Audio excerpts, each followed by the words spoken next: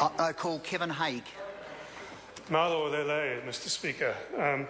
It's an interesting thing, isn't it, in this House that we tend to not recognise the backgrounds that each of us has had before we come to the House and the expertise that sits in this chamber day after day.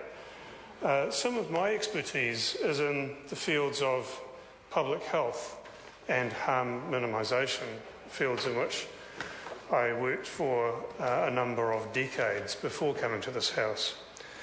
In that context, and because of that expertise, I was engaged in the late 1990s at a time when services for the treatment of problem gamblers were being shifted into the health sector, becoming a health responsibility.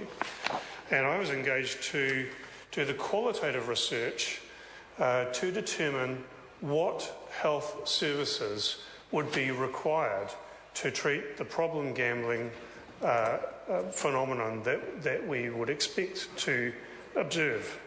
And in that project, Mr. Speaker, I spoke with service providers, people like the Salvation Army. I spoke with many problem gamblers themselves.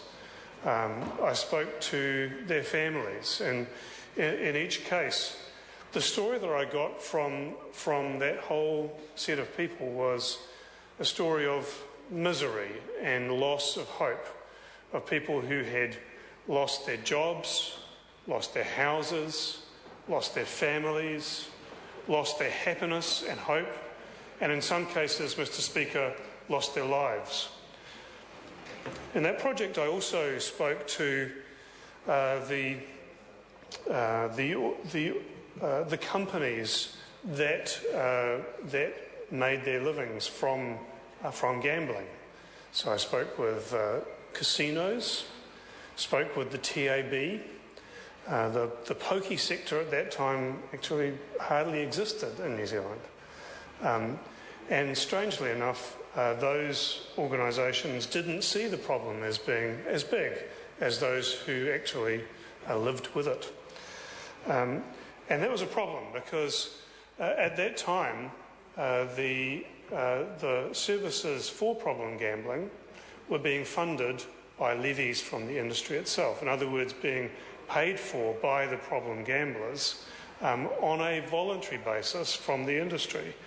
And my recommendations about the services that were required to effectively deal with that problem actually fell on stony ground because the industry was unhappy about paying for the extent of the services that would prove to be necessary.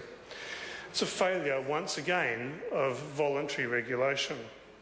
The public health approach, Mr. Speaker, is one that recognises the limited point of working with individuals and focuses instead on creating public policy and social and economic environments around communities that support change, and focuses also on empowering communities. And what we know from community views about problem gambling is that they want this industry out of their communities. Mr. Speaker, the gambling industry has the reverse motivation.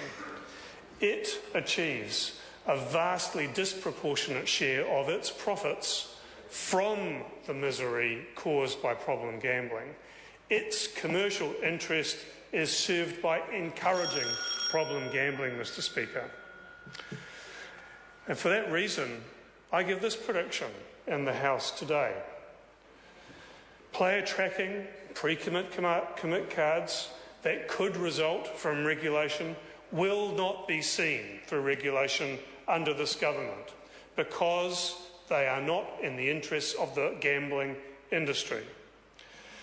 Like other speakers in the House today, I acknowledge the bill as introduced by Te Urorof Level, and I sympathise with the terrible dilemma that he faced in relation to this bill. But the bill that we vote on here today is a victory for the gambling industry and a loss for communities and a loss for all of those who seek to limit the harm from this terrible, terrible industry. A sad day for New Zealand, Mr. Speaker. I call Mark Mitchell. Mr Speaker, I want to acknowledge Tuaroa Flevel as well, like everyone else in the